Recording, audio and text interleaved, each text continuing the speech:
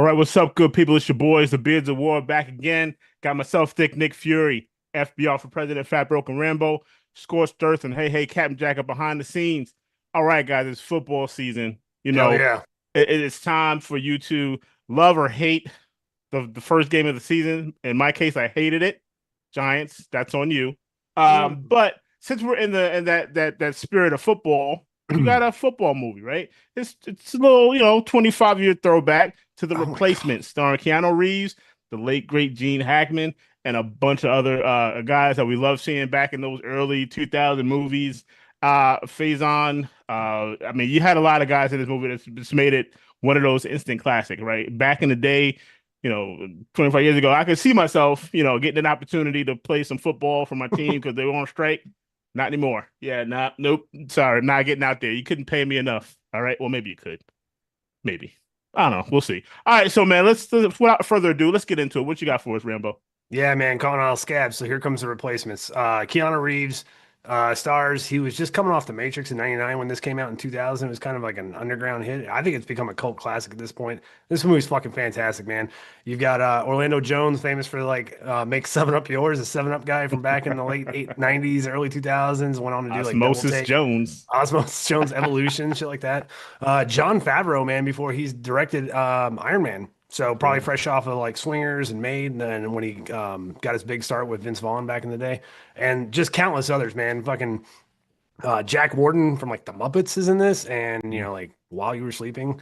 And don't act Yep. like you haven't watched it, man. I promise you, almost every guy watching this show has probably watched While You Were Sleeping with your significant other. Don't fucking bullshit. Right. Good flick, actually. Yeah. But Michael yeah, man. Taliaferro. Yeah. From Life. Yeah. You So gonna it, eat your it's cornbread? It's my quarterback. Yeah, man, it's just a great movie. So basically, what ends up happening is in the not NFL sponsored film, the NFL players go on strike, demanding more money for better pay and all this other jazz. Do you know how much insurance costs on a Ferrari, motherfucker? No, you don't, because neither do I, because I don't own one. It's just one of the lines from the movie. So the NFL players go on strike, and owners all come together, and they're like, "Hey, we want to finish out the season," so they hire replacement players. The pros call them scabs when they approach, and it's a modge podge. John Favreau plays like this crazy Desert Storm veteran turned fucking SWAT cop. it's it's not it's not grounded in reality, but man, it's fun to watch. You got a guy comes out from prison. The governor releases him so he can play ball. You got a former sumo wrestler. You have an English soccer disgraced soccer player as their kicker. It's just fantastic, man. And Gene Hackman, oh, such a great role for him. Yeah. Absolutely one of the highlights for me. Plays a great kind of like Vince Lombardi kind of character down to his hat. All right. Yep. And he is the coach that brings everybody together, and they just need one more player, man. They need motherfucking Shane Falco. Footsteps Falco. That's right, baby. Yeah, he was a college ball quarterback, blew out his knee, had a bad run for his, I think it was his first Pro Bowl game. Um, but yeah, he kind of panicked under the pressure and his knee gave out. And Gene Hackman's there to just give him another chance, man. And it's such a beautiful movie to watch because how many athletes are out there that wish they could just relive that one last game or give it one more shot? And that actually extended to the veterans, man. Like, because we have some kind of crazy shenanigans sometimes in our brains where we're just like, man, I just like want to go out for one last time with the guys, one more deployment kind of thing. And it's a cycle that needs to break. But in this film, it's just awesome because you get to see the guys that never got to get to that game. They finally get to the game, and it's just fucking awesome. One Yeah. quick shout out to the guy who's a preacher turned back into a football player, man, because he shines in his send off scene in this film. But yeah, man, they go against some heavy hitters. John Madden cameos in it, a bunch of other NFL stars. They all kind of shine in their roles. John Madden kind of steals it for me as the overall narrator of the games, but there's a scene later in the movie where his narration comes over while Keanu Reeves is making a move on one of the cheerleaders, and it's just hilarious because John Madden's calling the game, but like the game is actually Keanu Reeves trying to make a move, and it lines up That's perfect. always the game. All right. And for you guys that are really big into movies like me, this movie is directed by Howard Dutch. He did some other kind of like family friendly, like kind of like Chris Columbus kind of vibes. This movie called Dutch with Ed O'Neill when he has to transport his stepson across country for Thanksgiving. Another gem. It's just a heartwarming movie and just makes you feel good when you watch it. But this movie, man, I thought about Any Given Sunday, Invincible with Mark Wahlberg. Chris brought up Scorcher brought up Wildcats. So many great football movies, but to me, this is like the epitome. And of course, Remember the Titans, fantastic film. Oh yeah, absolutely. And like I said, man, like football is like one of those love languages, right? Like it's one of those movies that really get you motivated, it gets you excited, it gets you like, man, I wish I could do that. I wish I could get back in and put the pads on, you know.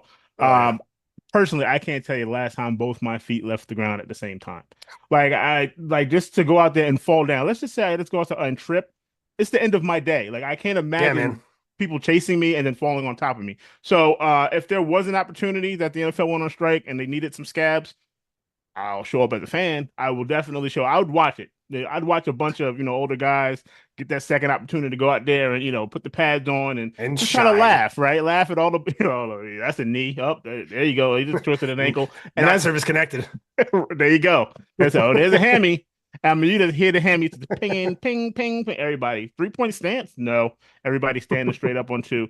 No more 3-point stances. But like you said, it was a fun movie. The kicker that was kind of getting in trouble with the mob, and he had to kind of make a bet on the game, and then Falco saw at the last minute like, oh, he's gonna miss this kick, Oh and he yeah. called the audible. Oh man, that was one of the most memorable parts of that movie because he saved his ass, but he was like, oh man, you could tell he just didn't want to make that kick because he know he's gonna blow it for his guys, and you kind of saw how they were coming together, the cohesion, and everybody just kind of came together, and that's what football does, and that's one of the reasons why if you have children, you want them to get involved in sports because it does. It's a camaraderie. It's something that they take with them throughout life. It's not really Yeah. just, oh, I want my kid to go to the pros. No, I want my kid to be a well-rounded person who knows that it's more than just about just him.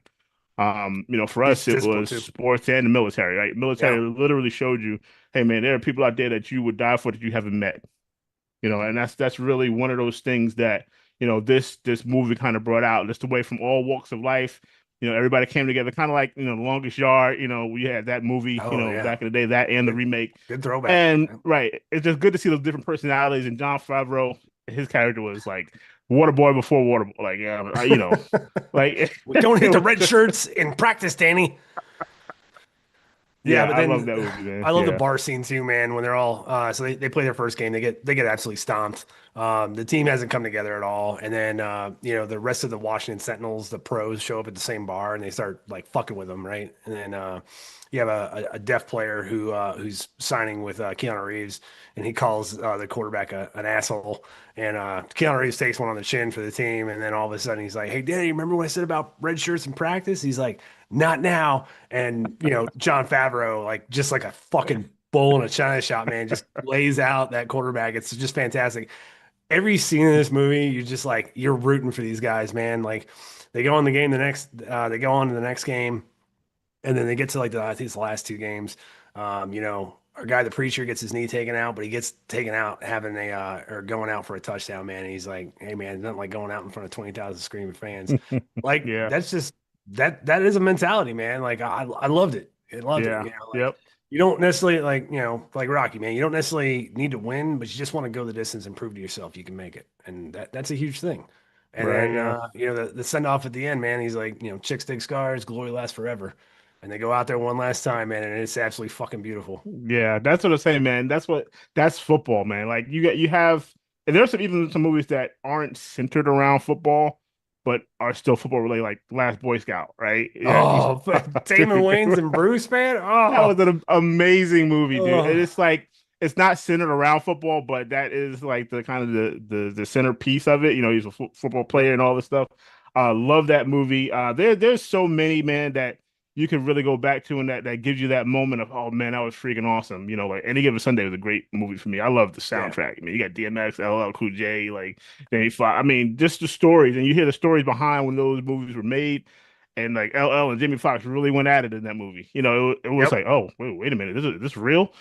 And that's kind of like what football does. It brings out passion. So I'm trying to be passionate about this season. Giants are making it hard for me, man. They're making it hard for me. I like, Well, I mean, please do look, something. look at it this way, man. It could be worse. You could be the Dallas Cowboys. Oh, wow. Yeah, thank you for Mm, that. mm. Thank you. I, We might I be think, dividing our fan base. Let's keep politics out of this. yeah, I mean, yeah, let's be honest, man. Most of our fan base knows us. Right. So we're like this Yeah. in person. Go Pats. Yeah, I know, yeah. man. The dynasty might be over, but I'm a fucking loyal fan. What can I say? That's it, man. That's all you can be. That's all you can be, man. You ride or die with your squad, man. You Yep. know. But hey, you But want to yeah, talk recommendations? yeah, man. So I'm gonna Cool. go out on a limb here. Okay. The horror genre is difficult for to gauge, right? It's like, what are you getting here? Are you gonna get a really scary movie? Are you gonna get one that's memorable? Are you gonna get a, that one of those like, wow, that was a really good one. I got one I was kind of on the fence about it when I saw it come up, and it's Hard Eyes on Netflix. Now, I will say the premise of the movie is kind of silly, right? He's literally a killer that goes after couples on Valentine's Day. You already know you can't take it seriously, right? When you hear that's the reason why he's killing people. But the deaths were creative, still funny but serious. Like it's gory. It's a gory movie. The chemistry between the two main actors was good. Like I enjoyed watching them together. A lot of funny scenes, together with them. Like they basically they work for a marketing agency, and the young lady, her name is Allie McCabe, played by Olivia Holt, and she kind of screws up on one of the commercials. Like she makes it all about like a horrible like relationships like Titanic and Romeo and Juliet all ends in death. And so they bring in Jay Simmons, played by Mason Gooding, who was Cuba Gooding's son, and he's supposed to come in and kind of fix it. So he's a romantic, and he's trying to kind of hit on her, but she's kind of being reluctant to it because she's trying to get over an ex relationship. And they're out to dinner for a business dinner, and she sees her ex boyfriend come up with his new girlfriend, so she just lays one on him, right? So she just grabs Jay and kisses him, and that, of course, sets the killer in motion. Like, oh, you guys are a couple. So they're trying to explain to the killer as they're being chased, we're not a couple. So it was just every time they saw the killer, they were like some situation where they fell down. He's laying on top of her. They're like, we're not a couple. We're just So friends. exactly. She's just a friend. They should have just played Bismarcky. She's just a friend in the Wait, middle of that. It would so have been you're trying great. to convince people to watch this movie? Right. We're not together. We're just like naked in the same room. But no, but it was a fun movie. Like my girl and I watched it, man. We were laughing. Like it was one of those like Jordana Brewster's in it. The kid from Final Destination, Devon Sawa, whatever. Dude, he looks like a young Lee Majors. Like I didn't recognize him when I first saw it. You mean the one from the Uh, first one? yeah, Holy like if you shit. see him now, he looks like a young like Lee Majors. I'm like, wow, dude, okay, kind of matured. Like I really didn't recognize him at first, but That's he plays Detective Hobbs, and then his partner Jordana Brewster plays Detective Shaw. So they're like Hobbs and Shaw, and it was like really, like those little really, silly jokes. that's terrible. But man, it was fun. Like if you want to see a pretty decent horror movie with some laughs, check out Hard It Eyes. sounds Let like a us know what lot you of think. If you've laughs. seen it, let us know what you think. But I enjoyed it, man, and find out who the killer was at the end. I won't spoil it. That was like a little bit like, okay, you might have stretched out a bit, but it was like one like early Scream movies, right? It was scary, but yet kind of funny, So Yeah, that's yeah, fair. Hard Eyes is pretty funny. Check it out. Let me know what you think. I don't know if I can follow that up, man. Oh, of course you can, man. All right, so I kind of stuck with the sports theme, and I also stuck with the all ball out kind of crew. So going back to another classic. Oh, All Major right, League, so Charlie I know I Sheen. mentioned it before in the show. I buy physical media. I own that shit. You can't just take away my license. So fuck off. Yeah. Anyways, man, hey, so like 1987 Cleveland Indians, fantastic film, kind of complemented like the baseball era of that, the baseball films of that era, kind of like Field of Dreams, except this one's like a hardcore comedy with a sprinkle of nudity. It's fantastic. Tom Berenger is the catcher. What was the owner's name? James Gambon, I think his name was. Corbin Burnson is an outfield shortstop, Hmm. and Charlie Sheen is Wild Man Ricky Vaughn. You also got Dennis Haysbert and motherfucking Wesley Snipes, man. Willie Mays Hayes. There you Um, go. fantastic film. Basically, the Cleveland Indians owner passes away. His wife slash mistress gets the team, and she hates fucking Cleveland, so she's gonna relocate them down to Florida. I think it was Miami. Anyways, she's got to basically like run the team into the ground in order to sell it. So that way the other owners can't fight her back and the city of Cleveland will clear her to move the team. So she brings in like the shittiest of the shittiest players. And then as the season progresses, they just can't figure it out. And it comes to mind that the assistant manager comes out or the general manager comes out and tells them, it's like, hey, like she's betting on the fact you guys won't play well, so that way she can fuck the city of Cleveland and the Cleveland Indians out of and relocate them, and that just inspires them to say fuck it, we're not going to take it, and they actually come together as a team and they make a run for the pennant. Man, it's just an awesome film to watch. Like obviously the funnier parts are when they're just kind of like getting together and they're just a gang of morons trying to play ball. Yeah, Dennis Haysbert is Pedro Yeah, man, Serrano. Like, that's what bats. a shout out to Bob Uecker, man.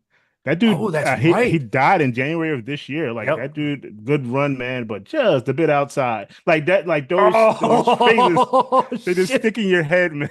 You know, so like that Oh, was a great time for sports comedy, man. It that was really a great was. time for that Yeah, line. yeah, yeah. Major League. Oh man, that's a good pick, man. Yeah, Wow, man. wow, that took And me back. obviously Renee Russo is Tom Berenger's love interest. It's just a fantastic film, man. God, it's just so good. Nothing.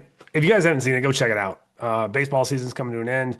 We're kicking off football season. Both these films are fucking phenomenal. And if I steer you wrong, well then your taste in movies sucks. I don't know what to tell Yeah, yeah. you. Unpopular opinion: the baseball season is too long, right? I Especially tend when to your agree team with you. sucks. Yeah. Like if your team is like 2-25, like what are we even doing? Like why are we doing any of this? It's and like, again, my team, the Mets. I don't know. We started out strong, but I think the season was just too long for us, and so now we're struggling a bit. But hopefully, we have time to pull it out. So my team, my New York teams are, struggling a bit, but I'm still withholding out hope for it. So But you know what, man? You're let's see. loyal, and I respect that. Right, and I have my grandmother to thank. My grandmother took me to my first baseball game. I'm a Mets fan through and through. Like her and I got to see the Mets win the '86 championship, and man, it was nothing better than that moment with my grandmother. Back in, I mean, watching on the TV, Jesse Orosco. And I remember, man, she could not stand Jesse Orosco. So, oh, he's going to give up a run. Like, oh my God, Jesse Orosco.